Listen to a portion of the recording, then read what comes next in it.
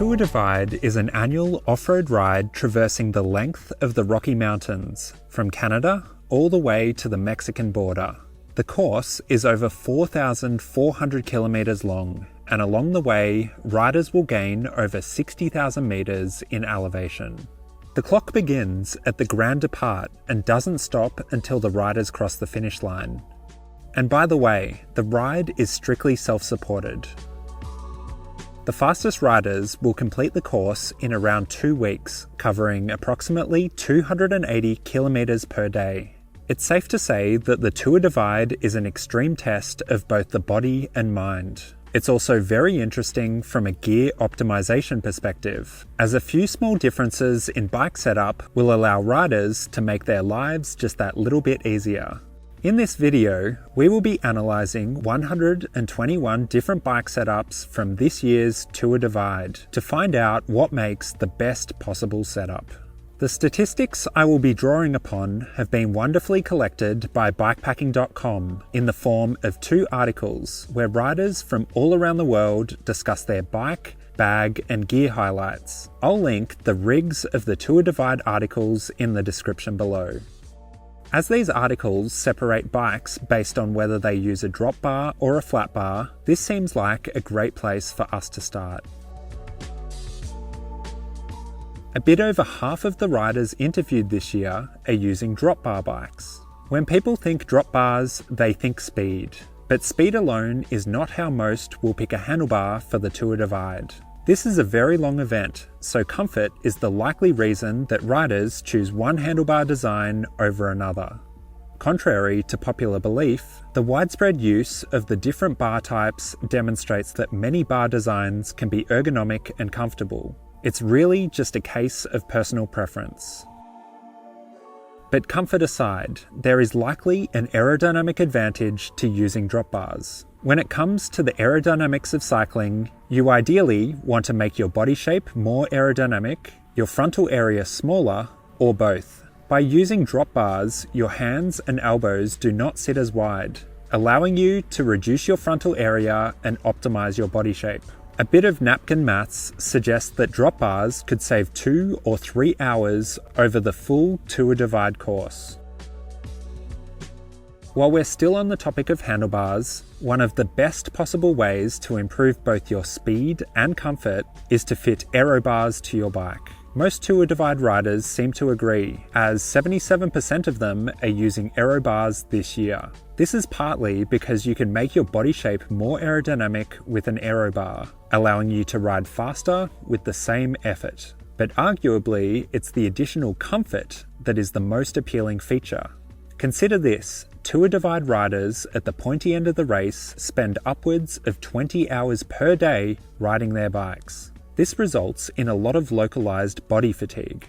Aero Bars offer your body a break by providing a different riding position that reduces the strain in your arms, wrists, hands and bum, and will allow you to stretch out your back and use different muscles.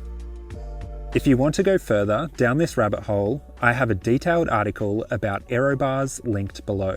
Also, if you're interested in bikepacking bikes, check out my Bikepacking Bike Buyer's Guide. This guide is updated yearly for free and will teach you everything you need to know about the bikes before allowing you to compare over 270 bikes at the back of the book. It's a great way to keep on top of the latest bikes. The saddle you choose is going to be the difference between completing the Tour Divide and having to scratch. It's hard to make saddle recommendations to a broad audience. You really have to try them first. But there are some trends here. Brooks is the most popular saddle brand for the Tour Divide, with 1 in 5 riders using one. So they must be doing something right. Ergon saddles have really taken off recently, and now more than 17% of riders have one fitted. And WTB has consistently been a popular brand, featuring on 15% of the bikes. Only 13% of riders are using a suspension seat post. After extensively testing suspension seat posts, I think that many riders could improve their Tour Divide experience with one of these. Short travel posts are 100 or maybe 200 grams heavier than a rigid post. That's it. If you are racing the clock, your tyres are probably the most important component that you can optimise over a 4,400 kilometre ride.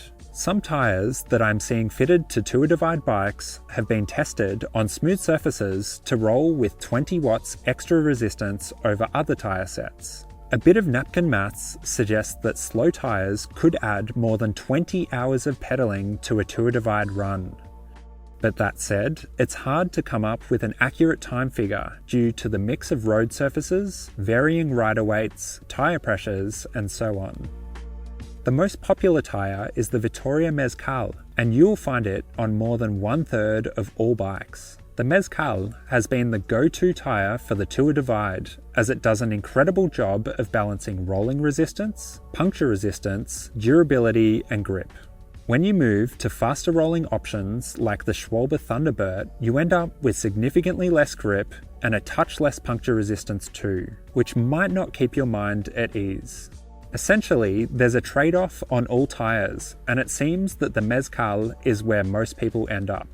The second most popular tyre is the Maxxis Icon. These are tested to be slower rolling, but are known for their reliability. I know ultra racers who have been using them for years and have literally never had a puncture.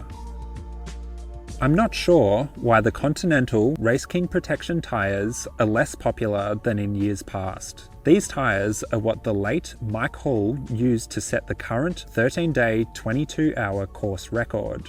They've been tested to be ultra fast rolling, they're protective of punctures, and some riders have even raced the Tour Divide twice on the same set.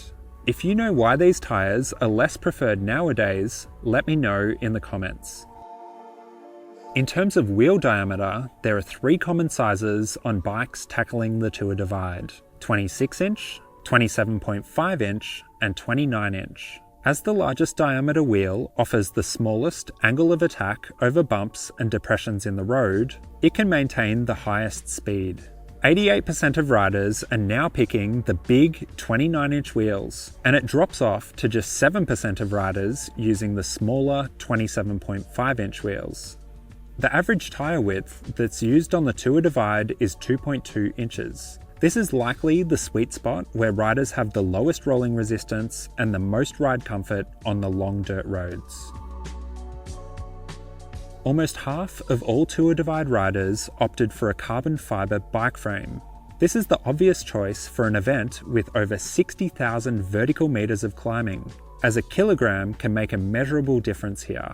A Salsa Cutty carbon frame weighs a touch under 1.5 kilograms. In comparison, a similarly tough titanium frame is often about 2.2 kilograms, and steel is closer to 3 kilograms. Again, the napkin comes out, and I've calculated an extra kilogram for the average rider to be about 1.5 hours over 4,400 kilometers. That's not huge, but it could be the difference between first and second place. One-by Drivetrains now make up 82% of all bike setups using derailleurs. This should be unsurprising, as the Tour Divide is an off-road route that demands wide tyres and low gear ratios, and almost all bikes that accommodate these features now come with One-by Drivetrains. You'll notice that there aren't too many gearbox drivetrains at the Tour Divide this year, but this event has previously been won on a roll-off 14-speed bike, so these drivetrains can be a good idea. That said, gearbox drivetrains are heavier and less efficient than derailleurs, so I suspect that's why they aren't popular. Again, my napkin is out, and I'd estimate the roll-off would add 3 to 4 hours in good conditions as a result of its lower drive efficiency. Plus, you could add another hour or 2 due to the heavier weight. And the pinion gearbox could add a total of 10 hours when we factor everything in. If you want to get up the steep hills without going into the red, you'll want appropriately low gear ratios on your bike. Tour Divide riders seem to know this well, as the average low climbing gear across all bikes is just 20 gear inches. This is about right for the course. Achieving less than 20 gear inches is easy on flat bar bikes, but harder on drop bar bikes, as there is limited compatibility between drop bar shifters and mountain bike derailleurs. I'm really impressed with the drivetrain workarounds on the drop bar bikes. About a quarter have been hacked in some way to achieve 20 gear inches or less. The most popular hack is the Wolftooth Road Link. This extends the effective length of your derailleur, allowing you to accommodate a bigger cassette with lower gear ratios. Another nice hack is the fitment of the Ratio Technology upgrade kit that mates 11-speed SRAM road shifters to 12-speed mountain bike derailleurs. If you have deep pockets, the SRAM wireless road shifters pair with the wireless mountain bike derailleurs to fit 10 to 52 tooth cassettes. It seems that few drop bar riders are on a small budget, as 1 in 3 bikes are using this setup. Almost all riders are using clip-in pedals. Most of the performance advantages of clip-in pedals are found under acceleration, so there likely isn't a big disadvantage to those who choose flats. I'd guess that clip-in pedals are simply what most people use when they ride their road or mountain bikes, and as a result, it's just their personal preference.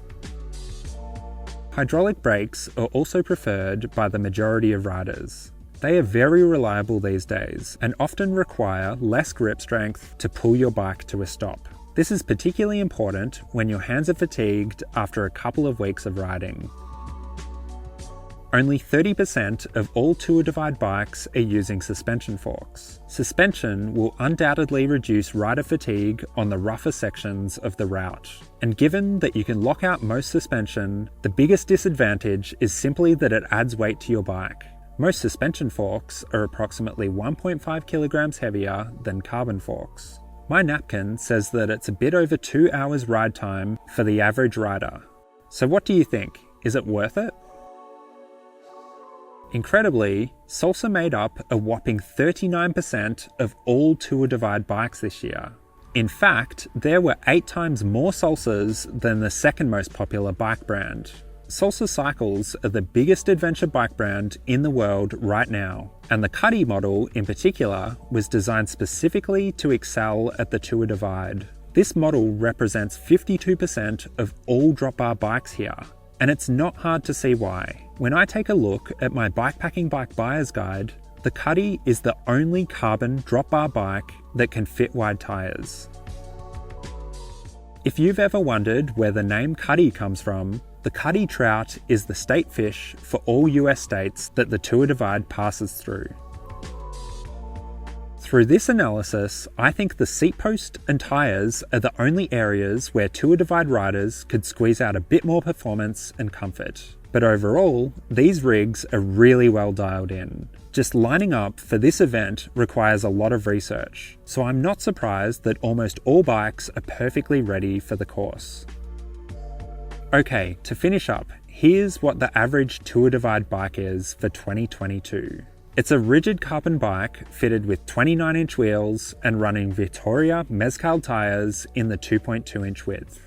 The bike has drop bars, clip-in pedals, hydraulic brakes, Aero Bars, and a 1x drivetrain. The saddle is most likely made by Brooks. There is a high chance that a SRAM wireless drivetrain is fitted, which allows for the pairing of drop bar shifters and a mountain bike drivetrain to give an appropriately low 20-inch climbing gear. I hope you're now more stoked about bikes than ever before.